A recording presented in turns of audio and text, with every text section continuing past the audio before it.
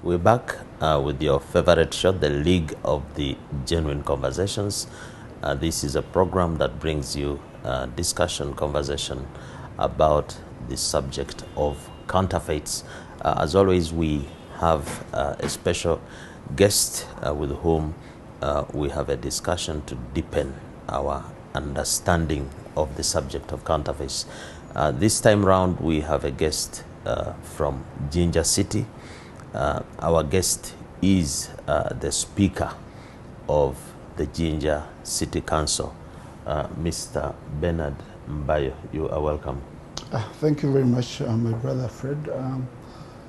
A very good evening to all our viewers, and may I thank you for having tuned in to this show where we deal with counterfeits. I thank you all. You say you are you are actually the speaker, but I was a bit surprised when you came here. I didn't see any lead car and sirens. We're used to the speaker having sirens. And by the way, do you have a right of way? This menace of right of way. What do you say? I am a much smaller politician compared to the Right Honourable Speaker of Parliament. Although at my city, I do almost the same work like she does. You will understand that we have a national parliament and we have these regional parliaments in terms of local governments.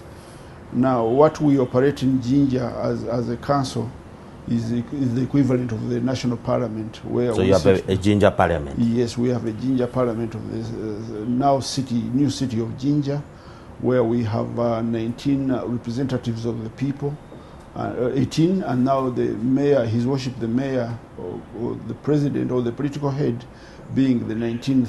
All these people represent different areas at that small parliament, but also we have the special interest groups like the women, the elderly, and the youth being represented at this parliament, where we sit down to legislate and formulate policy for the development and planning of the city. But it might be confusing to some viewers if you say you have a parliament in Jinja, and yet we know that Jinja, as a district, the public elects people who come to the big parliament. Yes. In Kampala. So do these MPs who come to Kampala from Jinja also sit in your parliament, or you have other MPs? Our MPs, we have other MPs per se who are the councillors at the city. But I'll be honest and say that the members of parliament that represent the entire city of Jinja, the 4 of them, are ex-official members of your parliament? Of our small parliament, yes. Oh, and 4 because when the 10 cities were approved, we all understand that they have 2 divisions to form a city, 2 municipal divisions. Just like you have Kawempe here, Rubaga, Makindye, that form the divisions that form the KCCA, we have 2 in the new city councils. Remember, there is a difference between the city councils and this Kampala City Authority. The city authority is much bigger than we are. So these 10 cities that came in place, that became operational in 2020, have 2 municipal divisions that form the city. So each of those 2 is represented by a member of parliament in the national parliament. Then we have a woman member of parliament for the entire city. But Jinja is special in one way or the other, because Jinja, when we were still a municipality, was the only municipality that had 2 members of parliament representing because of its size. Not necessarily because of its size, but because when these constituencies were first carved, there were 2. But because the laws in Uganda, we do not have a law that does away with constituencies once formed, when the cities came, we had to keep with those 2 constituencies in one division, in one of the 2 divisions now. So we have 3 members of parliament, directly elected members of parliament, mayor representing Jinja City in the national parliament. Bernard, so I can see you're speaking a lot of politics, but politics and counterfeits have a relationship. There was a surprise actually when Uganda decided to gazette 10 cities, much smaller country, much smaller economy, and Kenya, much bigger. I think they have only 4 cities. 4 cities, yes. So this whole city thing, you politicians, did you fake something? Is this a real, is it a genuine need for the country, or it is just part of some scheme you're trying to... is it a proper use of public resources? It is important for me to continue imagining that it is a proper use, because it is where I am employed in one way or the other. So you're conflicted? But I am conflicted in one way or the other. But I must admit, in terms of understanding that it's appropriate that we can develop with this kind of structure? We had hoped that we can really develop, but I must also concede that some of these cities came before we were really set. The funding is very small. I must admit, we had hoped that maybe... The funding is very small, or the revenue collection is very small? Are you really doing your work to collect revenue? You're waiting for central government? We are also not doing enough. Okay. I must concede. We are not doing enough, but we have all the plans to ensure that we can go out there and look for local revenue.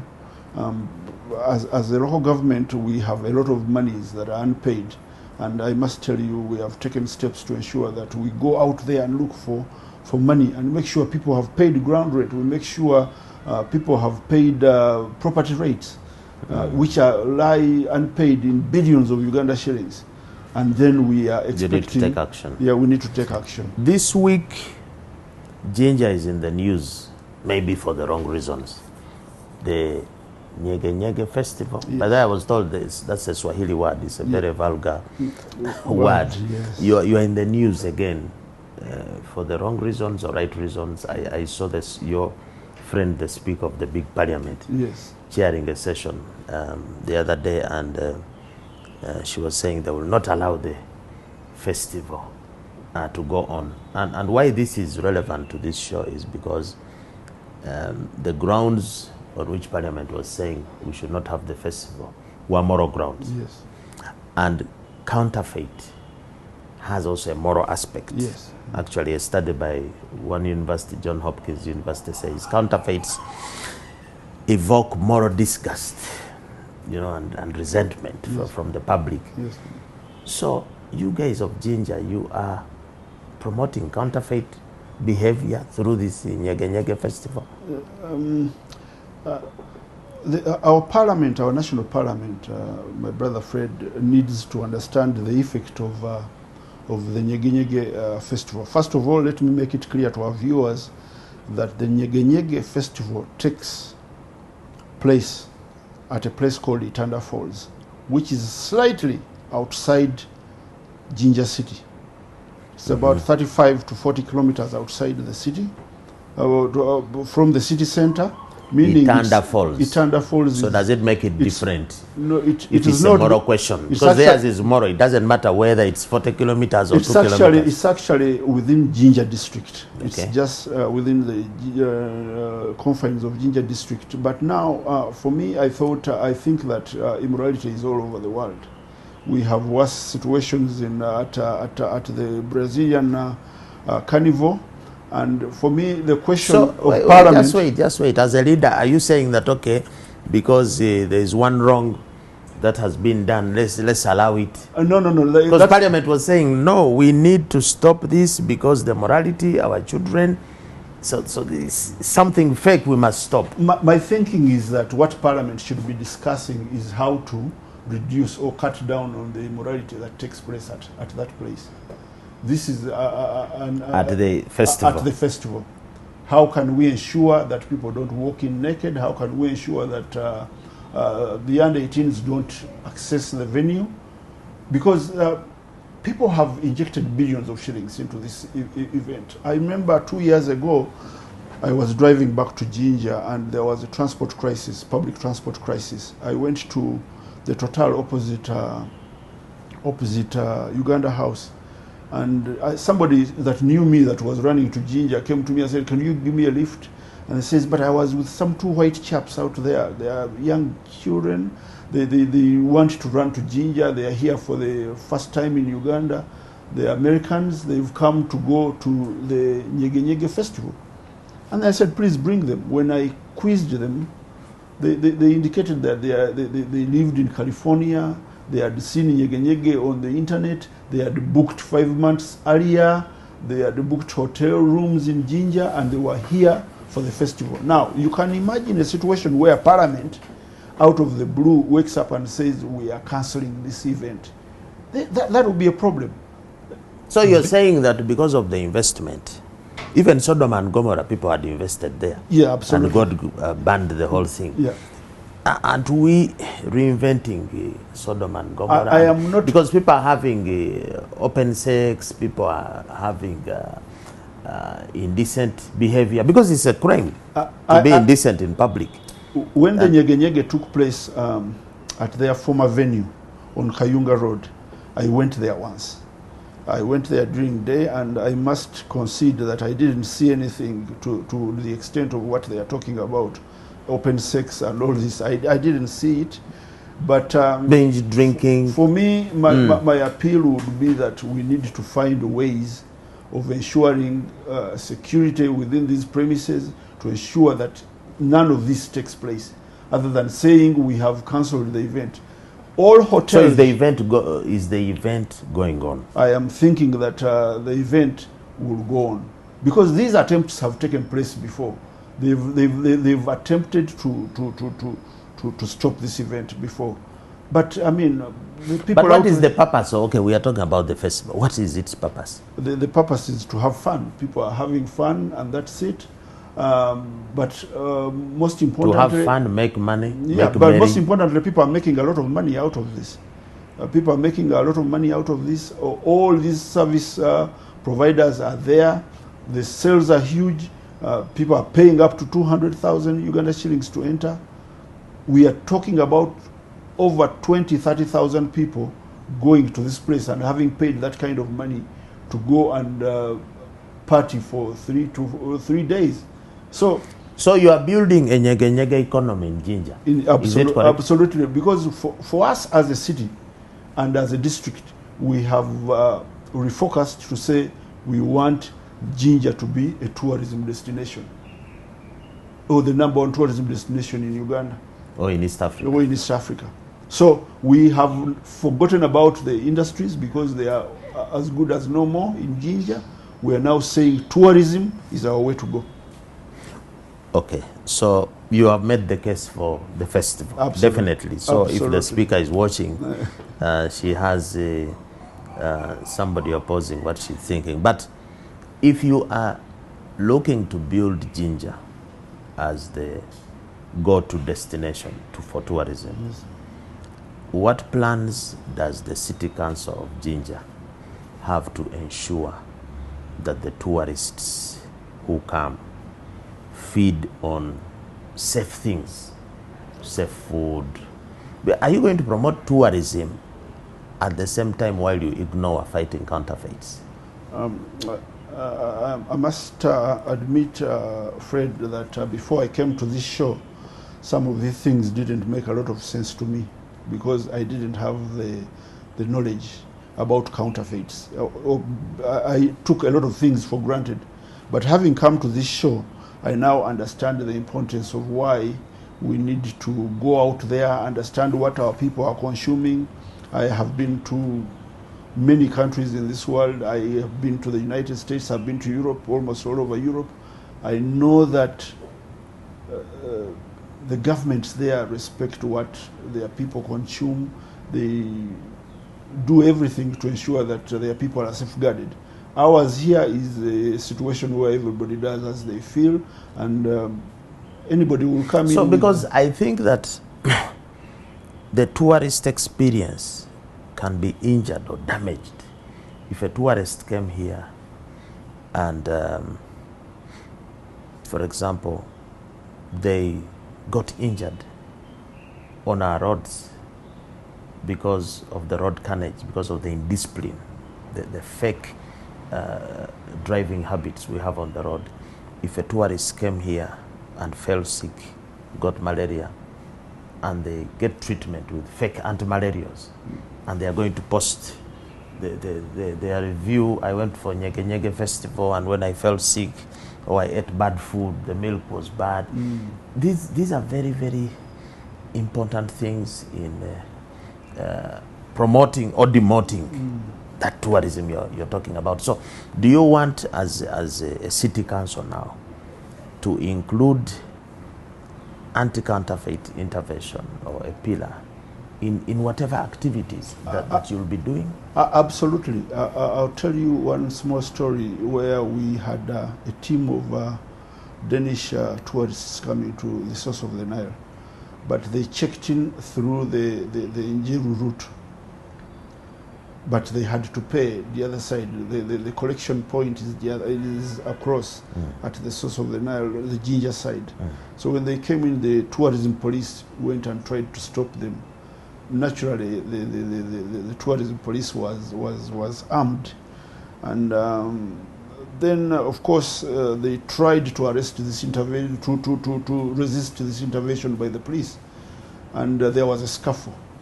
These guys went onto the internet and said people had cocked guns and tried to arrest them. They were endangering them. It was a huge scuffle. You can see. State House had to come in. A lot of security agencies, embassies came in, but ultimately we solved it. We solved it and said, and yet it looked simple issue, but you can see that detail. But once the internet came in, it went viral. It went viral. How can tourists be treated like this? And so how can tourists be fed on poisoned food, on fake things? Somebody wants to buy an artifact, or I'm sure there is even fake backcloth now. Of course. Fake pieces of art. So it is after I have come here that I have understood the importance of trying to do something to stop counterfeits. Now, as I return to my local government, I would imagine that it's important that we now begin to generate a discussion in regard to how we can stop counterfeits. It also has a lot to do with the way we procure our services and all other things. Mr. Speaker, sir, we need to take a break. Thank you.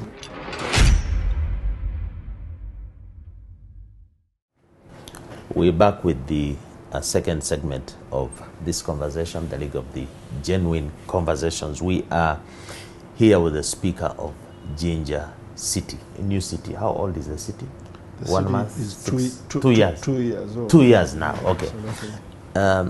Before we go to the general talk about how counterfeits are affecting the city plans and development and so on, I'll first take you on as a politician a bit. A lot of times you politicians are fighting against each other, not working together. I've just seen the situation in Kenya where the crisis in the election was sorted out and the opposition conceded and so on. Do you practice this kind of politics in Jinja, or you guys are busy? Because I can imagine as a speaker, you may not have the same affiliation maybe with the mayor. The mayor may not have same with the town clerk, and yet you must work together to. Can politicians actually work together, you guys? I must be honest to you that we have had a very frosty relationship, myself and His Worship the Mayor. Why? But I thought you all love Jinja. You want to develop working for the same people. In any given situation, where you have 2 or 3 individuals or 2 or more individuals, they may not agree at all time. But how you handle going forward is what matters. We have ably sat down with myself and the mayor and said we don't really have to be friends to be working together. Because ultimately the people of Jinja that mandated us, who are our bosses, shall end up they will suffer. Losing. And for me on this program, I'm saying, because of our disunity, because here we have drivers of counterfeits, Dankani, you've seen the last I is ineffective cooperation. Yeah. The stakeholders are not cooperating, and because you're not cooperating at the top, the counterfeits are seeping through and going down. How are counterfeits impeding the development of Jinja? We like I did mention, we have had issues with some of our roads. You have very poor roads. I was in Jinja last weekend. Apart from the main street, the rest of the roads are like a potato garden. I'll tell you something. Is it because of the fake contractor, the fake bitumen? What is the issue? Or the leadership you're fighting? I'll tell you that the roads that we have, we as a municipality, we managed 200 kilometers of roads. Now, as a city, we have over 420 kilometers of roads, some of them tarmac and many of them maram. But the tarmac roads that we have as a city or as the former municipality were done by our colonialists. We are still blaming colonialists who left how many years ago? Way back in the 50s. Mr. Speaker. Yeah. Now, I'll give you interesting statistics. We, for example, receive 1.3 billion to maintain 400 kilometers of roads as a city from the Uganda Road Fund. That is what pays the road gang. That is little, that is much. Very, very small money. What is your budget? You expect what and you receive 1.3? We would need maybe 100 billion. But let me tell you something. To do a road, the quality of Main Street, we require $1 million per kilometer. $1 million with a drainage. How long is Main Street? Is about a kilometer. So you're saying that in Uganda, because there are complaints that the cost per kilometer of doing a road in Uganda is inflated, it's so high. Yeah. Somebody is faking in there. And you're saying that that cost is okay?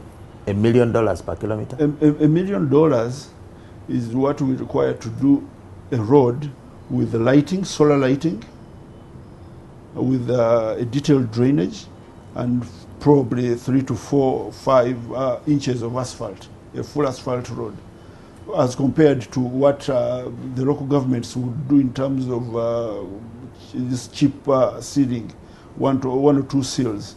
So 1 or 2 seals, the seals quickly break and then we get the potholes. Absolutely, we get the potholes. Now, without even being able to maintain the roads that we have, if we require $1 million to do a road, and we have 400 kilometers, then we are going to require 400 million. 400 years to be able to, because you're getting less than a kilometer a year to do. We've had, however, government has ensured some interventions like we have used to do Main Street, and this is USMID. You know, the Uganda support for municipality. But that's donor. Yes, that's donor money. But now we know that USMID will expire in 2023. That loan will expire in 2023, and we are also aware that government, through the Ministry of Lands, Housing and Urban Development, is designing or is writing another project to request for funding for only the 10 cities, to focus on only the 10 cities. We require not less than 100 kilometers of roads to put the central business district of Jinja right. Only the central business district. We require not less than 100 kilometers of roads. So you can see that we require about $100 million to be able to work on the roads. Other than that, most of these roads are impassable. Let me ask, so what is the quality of construction? You've just mentioned about the 2 layers of asphalt, but are these contractors that you're contracting, despite the fact that you're not doing the 4 layers? Yes. Are the 2 layers okay, or they are putting fakes there? No, they are fake. They are putting fakes. They are not doing the right thing. They are not doing the right thing, but you see, it's a cost. It's a matter of cost. If you are not giving me the money to do what you want, then you cannot expect me to do. No, my point was, I'm giving you money to do this, to do to this level. Yes. But even in this level, you're putting poor quality. you're putting fake asphalt, you're putting fake bitumen. Do you have situations like that? And does the council have an anti-counterfeit plan in its procurement? Do you like punish, do you blacklist, or is somebody free to do Gokare Road, potholes come after months, you give him another road, Spire Road, he goes to...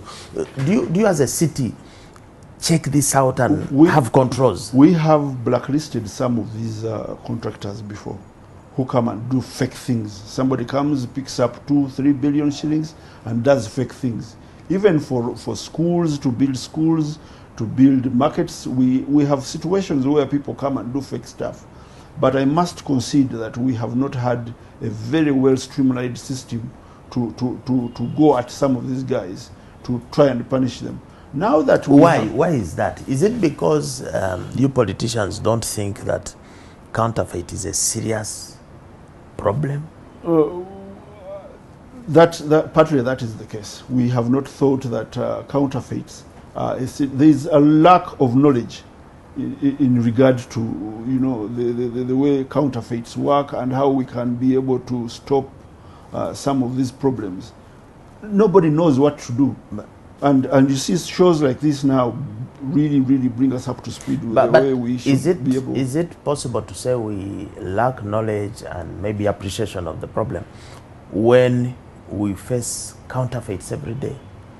I'm sure you have come across a counterfeit product, whether it's a detergent, whether it's a lotion. Can it be possible that we don't see something which is in plain sight? Fred, I'll give you an example. If you are a public servant and you have an office and you are expected to sit in this office as a public servant, and I come to you as a person, I come to your office and you are not there without a genuine reason, I can take you to court for being absent from the office. But how many people know this? Not a lot of people know this. If I fell into a ditch, an open manhole, my car got injured, the suspension gets, I get, even the tourists gets, so they can sue you. They can sue. But not a lot of people know that they can actually sue and win in court. So there has been a lack of knowledge. People don't know what their rights are in some of these so would you think, because those are the drivers again of counterfeiting, what you have described, where would it fall? This lack of knowledge, is it because we don't know the danger? Is it because we are just negligent? Maybe we are negligent. Is it? Maybe we are negligent. We have been negligent, and this I must admit. Who is negligent? The politician, the manufacturer, the consumer? We, the politicians, the people that are supposed to ensure that our people are safeguarded. We have been negligent. We have not known that some of these things need to be enforced. And I think now going forward, we have been able to understand that it's important that we safeguard or ensure that our people are safeguarded. Maybe one day you should call me to your parliament. Absolutely. And I give a talk to, absolutely. to your leaders there. But it's not enough to say, to take blame as a politician and say, okay, we are negligent. What about we the consumers? Because we are today making personal choices because we like to bargain a lot here in Uganda. We like cheap things. Today, without blaming you, a consumer is out there. There's a genuine product at so much, and there's a fake version of it. And we are going for the fake. That you can't blame on the politician. What has made us, this culture came from where? That let me go for the cheap, the consumer. Are we to blame? It is not very... I wouldn't be a very serious person if I blamed the consumer. For me, I would want to blame government. Many of these things are imported here. And when you go to the border, you'll find you'll need clearance from Uganda National Bureau of Standards. You'll need clearance from, of course, to pay taxes. Before you pay these taxes, you need a clearance from a clearance certificate from Uganda National Bureau of Standards. Now the question is, how do these fake things come into this country? Government ought to do something to safeguard the people of this country. How do these things come in? But somebody will argue that these things come in because you and me, the consumer, demand them. There's a market for them. There is no businessman who will bring things here which have no market. But it's also important that government provides leadership. You cannot just let everything come in because people are demanding for it. Government ought to provide leadership. But the government will say no. we are operating an open free market liberalized. So anybody can bring in any rubbish. And is that argument valid? No, for me, I wouldn't find it valid. In America, in many of these countries in Europe, the people are extremely safeguarded. It is very, very difficult for anybody to take in something. In America, for example, you'll find the best of everything. People say fake things are done in China. 80% of everything that is used in America is made in China, but of very high quality, because they know that the people and the government there demands very high quality stuff. And that is what they will only expect the people. No, but you don't need to go to America. I think countries in the region have some stringent. Rwanda, for example. Yes, Rwanda is.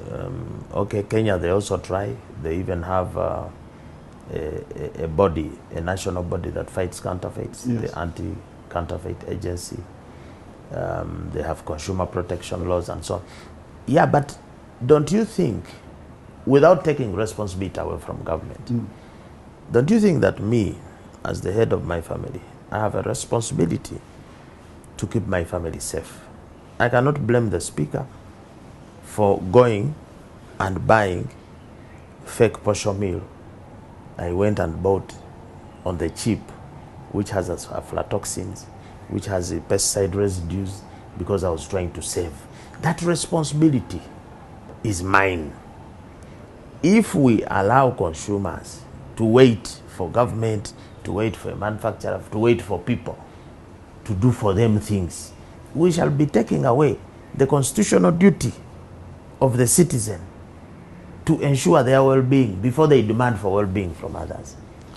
I think what you are doing here, Fred, is what we ought to have done many years ago. You will not understand as the head of a family what to do to safeguard your family when you don't know some of these problems. Now, going out there and giving people information and telling them like we are doing now, is probably the most important thing you have done before we can go out there and ask why some of the things are on the market. We need to educate the masses out there. We need to tell them that once you consume things that are fake, these are the problems you are going to get.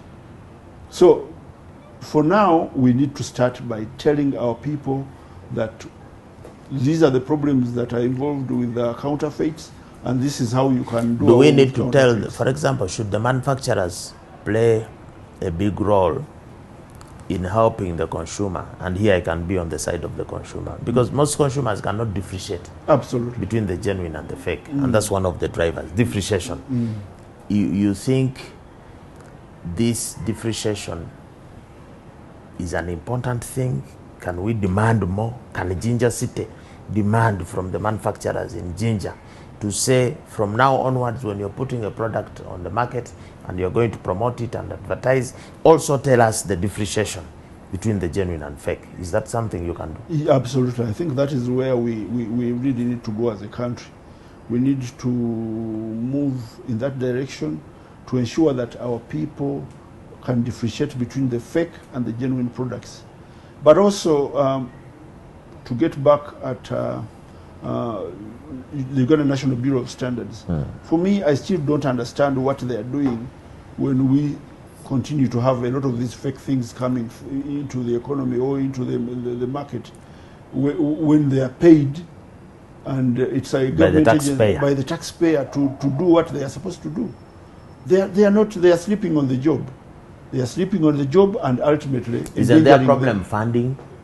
Are they getting enough facilitation? The porous borders? I wouldn't understand what their problem is, because I don't work with them. But I would also imagine that there is a general lack of rule of law. Everybody in this country does as they feel. you know. People do as they feel, and this regulation is a problem. is The a laws problem. are there, Yeah, the but laws the are there, but implementation, the enforcement. implementation is the problem. You go to some of our local governments, you tell people that before you do any construction, you must submit a plan, it must be assessed, you must pay the fees, the building fees. But you find somebody continuing to build or starting to build because he has gone and spoken to a political godfather. Absolutely. I know the speaker, so I can go and construct. I'll go and do this. It's a problem. Mr. Speaker, we need to take a break. Thank you. Welcome back to the third and last part of this League of the Genuine Conversations. We are here with the Speaker of Jinja City, Mr. Bernard Mbayo. Bernard, we believe here that counterfeits present a serious health and security issue. Do you agree with that statement? Yes, to a major extent, yes. I thought I would tell you a story that occurred to me, something that occurred to me a couple of months ago when I began to feel some pain in the lower part of my spine. I got a pain in the spine, but also began to get a burning sensation on my arms, on the skin, you know, like something is burning me, and on the legs, you know, you get that burning sensation on the skin. And then I kept wondering. I spoke to a doctor friend of mine who asked me to carry out an MRI. A scan. A scan, yes. I went and did the MRI, and then I brought it back for him to look at and probably be able to explain to me. Before I left Ruby Hospital, I was able to interact with one of the doctors there and said what could be the problem, and he told me the problem had been was a problem with my nerves. I said, how does this come about? He said, you know, there's compression on your spine. The discs have probably moved out of position.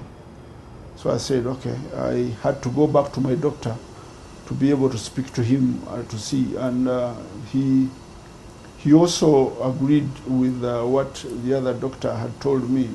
So we now began to understand why. So what had caused that? What had caused this? Was that a counterfeit, kind of, really? Yes. When we discussed, we discovered that this came from the way I had been driving for a long time.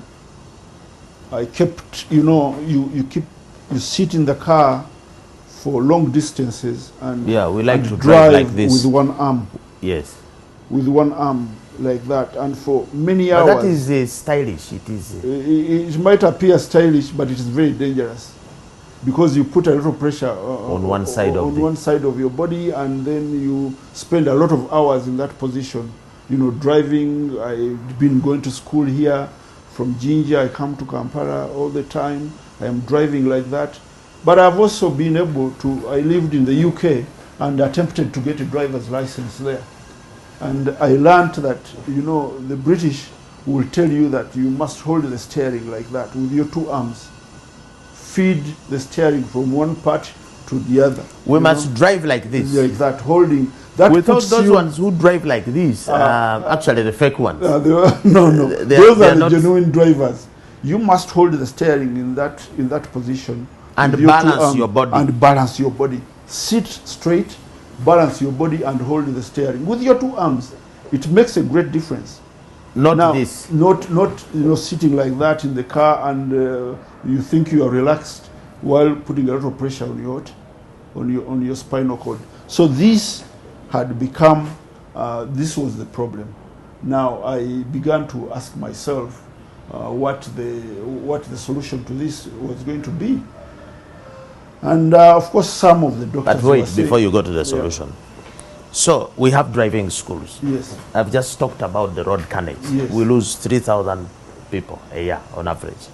And because... motor accidents. So The driving schools, the driving school where you went, did the instructor teach you how to drive properly? No. Because this could be a fake service. We will be having fake driving schools here. Nobody, I'll tell you, in England, when somebody gets a driver's license, a lot of them will actually throw a party. And I met people that had been at this. It's like a graduation party. It's like a graduation party. What our graduation parties were. They are driver's license, you do a party. Yeah, because you will find somebody and they will tell you, I have attempted to get a driver's license 7 times and failed. Because they will test your eyes. Somebody will say, please come, sit in the car, drive, let's go. He gets somewhere, he says, can you read for me that number plate on that car? You read it, sight is good, let's go. You get to a situation where there is a small jam, you are expected to put the car in neutral, in free, and then pull the handbrake, wait. When the jam is, when the cars are late to go, you have to put the number 1 gear. But our here, instructors in the driving school actually teach us that. They never talk about some of these things.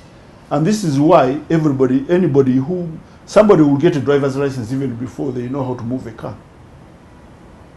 Now, in England, you will sit both an oral and practical exam to get a license. Over how long? What period? Over, 1 week? Maybe about 3 months. You have to pass the oral exam first, and then you go for the practical exam. Now here, anybody is going to get onto the road and drive, and these are things, many of these things, the sitting position, how you're supposed to hold the steering, are things that people take for granted and never talk about. And you know what is funny? I was reading a report, because Uganda ranks among the top 10 countries with the fatalities on the road. Yeah. Our roads are too dangerous, so I don't know how you're promoting tourism. But I was reading a report, and it was saying that a lot of the fatalities, the deaths from motor accidents, are actually inflicted on pedestrians, people who are not even in the car. Yeah. A lot of the deaths, meaning that the usage, the handling of the car is the problem. People are not handling the cars properly and going and knocking pedestrians. People are drinking alcohol and driving. We have fake tires that burst, and somebody rams into 10 people and kills them off the road. And some of these who are dying are politicians. Yeah, absolutely. So you politicians, this is, again I'm asking, if you are dying on the road because of counterfeit, you know that the driving schools, you are licensing. Do you have driving schools in Jinja? A lot of them. So when you are licensing them, do you go and see what protocols they have? I'm afraid that has not been the case. That has not been the case, but I think now going forward, we must begin to look into some of these things. Do the instructors even know what they are doing? Don't the instructors need to be instructed? Yes, the instructors don't know what they are doing themselves. But you find... So how do you expect somebody who is instructed by somebody who needs to be instructed to be able to instruct the car? Yeah, to do the right thing. Do the right thing. Okay, let's go now to the health. You're saying, because we are talking about the health effects, and you're saying because of the way you are driving, and many people drive like that, yes, you got a serious health condition. Yes. But that now leads us to the other part of health services, the health, because now the spinal thing that you're talking about, the disc, we must go for an operation, we must go to India. How did you handle your situation? Yeah, eventually I was directed to somebody by a doctor friend of mine. This lady is a white lady in Jinja who does what they call, she's called a chiropractor. What is that? Chiropractor. Yes.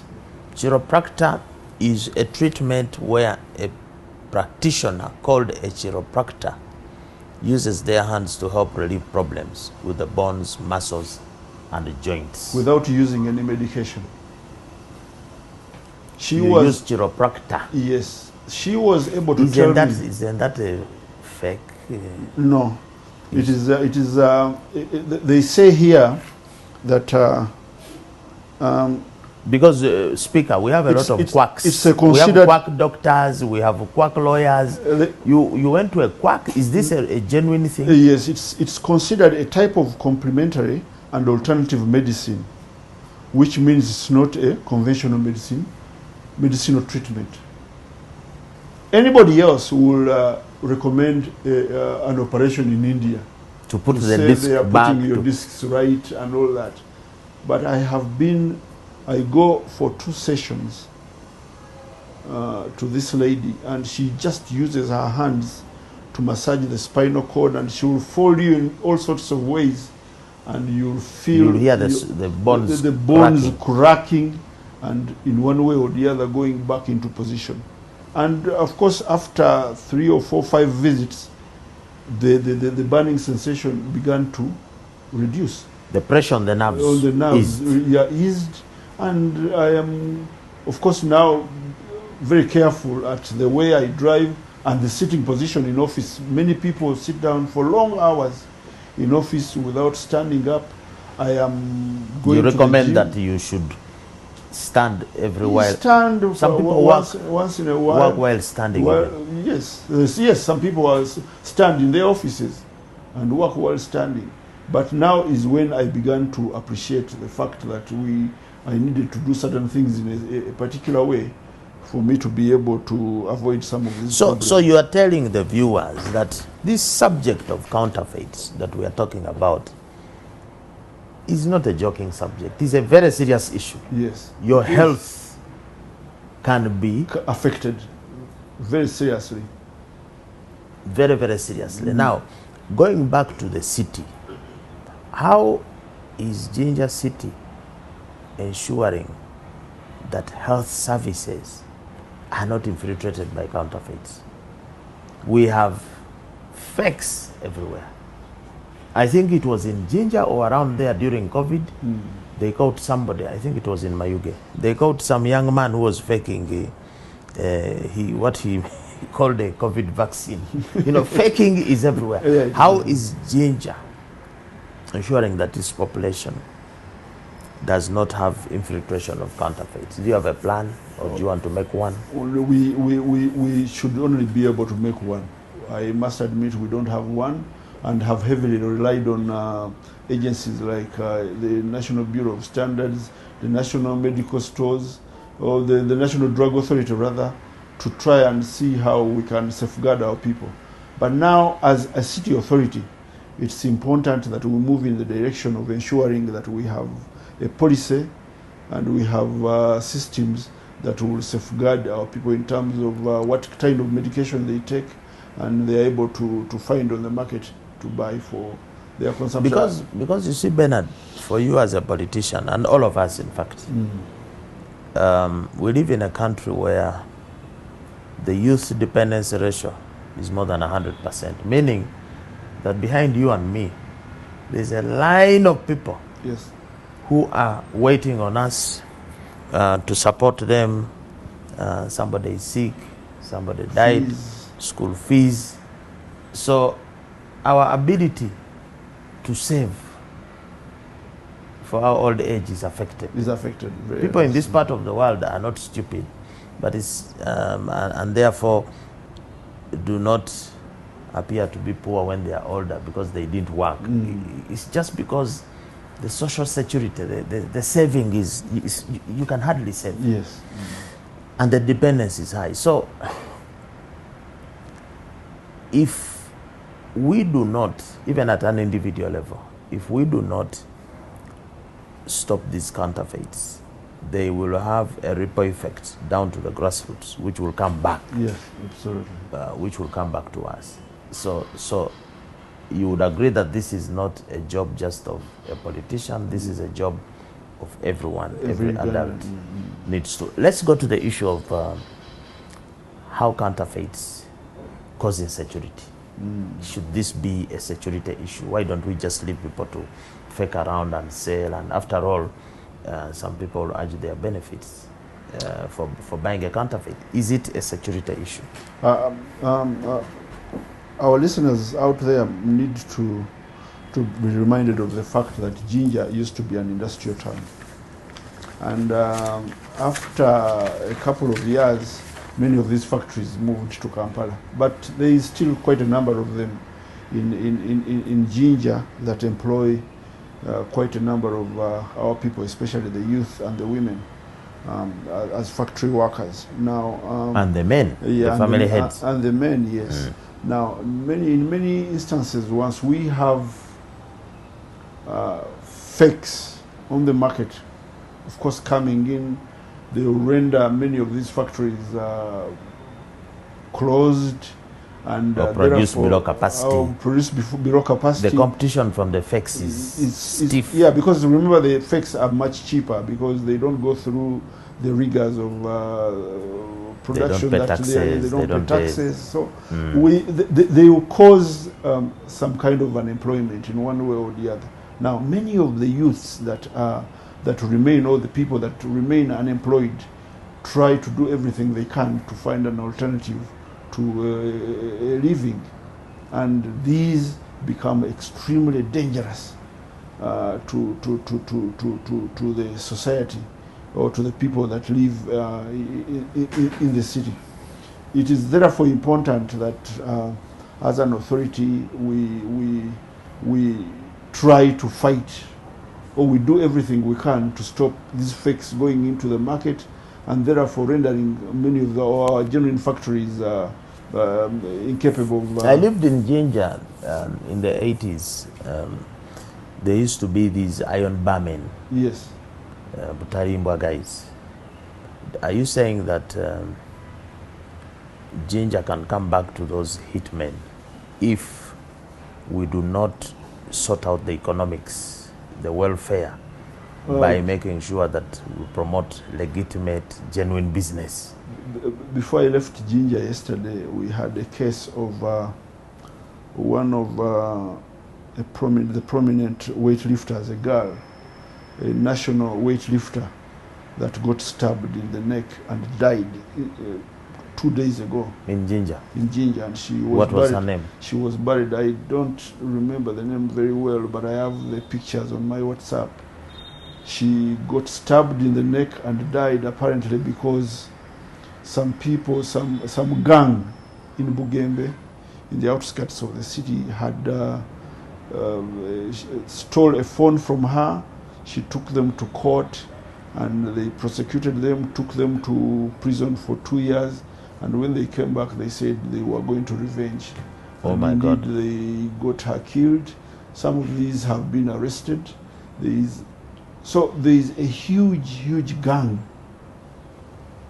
of trouble causers in many of these outskirts. So you can see that it all started with counterfeit behavior, yes. theft, yes, basically. theft, yeah. And you might even find poor lady, maybe even the phone that was being stolen. We don't know whether it was genuine or fake. So you're saying that this counterfeit culture is complicating our security and crime. Absolutely, to a very good extent, to a very great extent. But again, it's incumbent upon us to find the means to bring some of these things into order. But do you think that, as we close, do you think that the commercialization of everything is complicating the fight against counterfeits? Commercialization of education, of health, even of your politics. Money. Is this one thing that is promoting this evil? I must tell you one thing. I think there is no, I think in the whole world, Ugandan politicians spend most money to go into the positions they are in. Sure.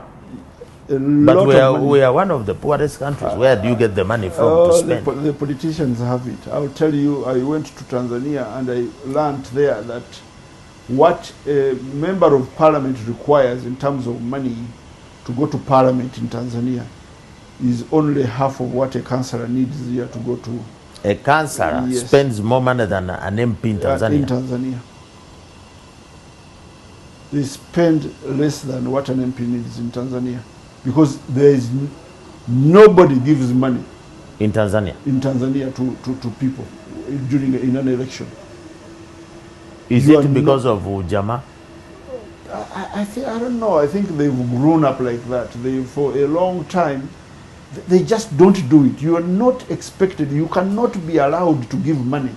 But bribe here, voters. the electorate will demand and receive the money. They Is the problem the politicians or us, the voters? Both. It's difficult. Both. I mean, it's our society is messed up. It's completely messed up. You go to a situation and somebody will tell you, you are trying to tell them what you are capable of doing as a politician or what you want to do, and somebody says, we don't want to hear, give us money, and you go away. So, and then you keep asking yourself where we're headed as a country, and you can't understand. So is this proliferation of money into our way of life going to make it easier to fight counterfeits?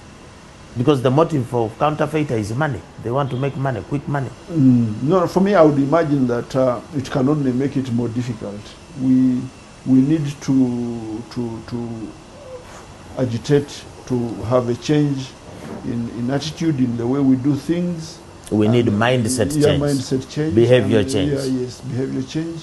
And then we can now begin to see how we can move our country to another level, to not to allow for some of these things like counterfeits to be able to come here to hinder our progress as a country. Mr. Speaker, we are going to close. I will ask two things. Make a pitch for Jinja. Why should somebody visit Jinja? And lastly, your message to the public in the fight against counterfeits. Thank you very much. To our viewers out there, I would like to first of all make it clear that Jinja is the next thing in town. It's the next deal in town. We are one of the best planned cities, but you are now also having buildings collapsing. You are copying other cities I want to mention, One of the best planned cities, but these are, I'll tell you that, collapse of buildings has been everywhere in Uganda. We hope that the coming in place of the National Building Review Board will help in some of these matters. But I'll tell you that, like you have mentioned, Jinja is very well planned. We are hoping and praying that the idea of the expressway works, because Jinja is only 40 minutes by expressway to Kampala. It's now 3 hours. It's, at the moment, you need 3 to 4 hours. Many times when I am coming to Kampala, I use the Kayunga route because it's longer but less busy. So we hope that the people can now begin to run away from the pressure of Kampala and come to Jinja. With that expressway coming, we are confident that people can work in Kampala and go and sleep in Jinja, or sleep in Jinja in Kampala and go and work in Jinja. We are trying to make. But there is no more land. There is also land grabbing. No, we are now a city. We have a lot of virgin land in the areas of Bodondo, Mafuira, and Bogembe, and we are doing everything we can to ensure that these areas are also equally planned, like Jinja is. And by the way, Jinja is the best planned town or city in the whole of Eastern Central Africa. Not even Nairobi is better planned. 95% of Jinja Municipal Council or City Council has a water coverage of about 95%. We have roads, wide roads. We have a central sewer system. Not even Muyenga has a central sewer distribution. We have electricity distribution. Now we just have to begin to take advantage of what the guys did in the 50s and 60s, repair many of these. We have.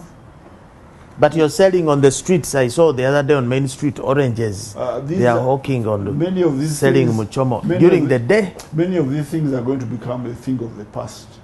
We are now beginning to ensure legislation. We are beginning to ensure that we generate policy that will now take these guys off the streets. Your message on counterfeits? Thank you. I'm hoping that one of these days we can be able to do away with counterfeits as a country.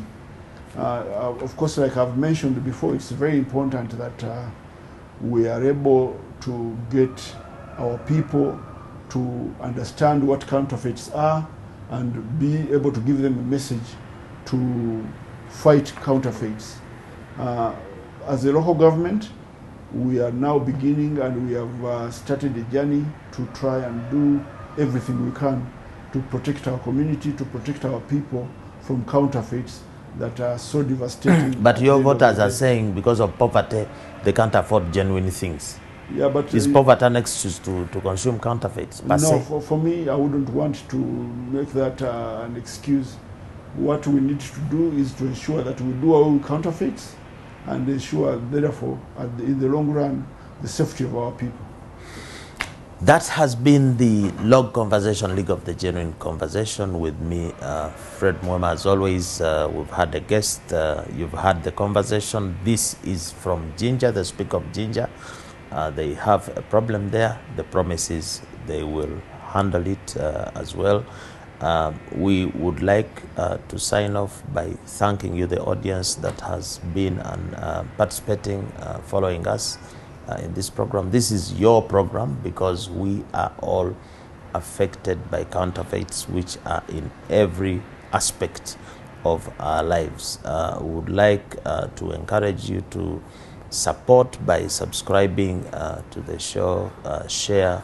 If you like anything, you can give us feedback.